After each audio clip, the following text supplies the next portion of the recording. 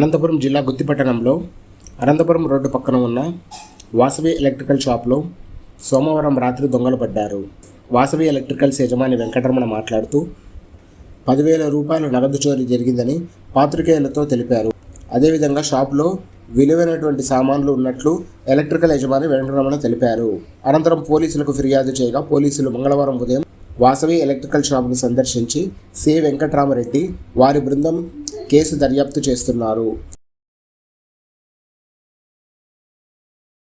Vasavi electrical shop మాది. మా shop నందు నిన్న రాత్రి దొంగతనం జరిగినది. మా షాప్లో ఉన్న డబ్బులు 10,000 వరకు దొంగలు దోచుకొని పోయినారు. ఇంకా ఎటువంటి విలువైన సామాన్లు పోయినా ఇంకా మేము నిర్ధారణ కాలేదు. ఓకే.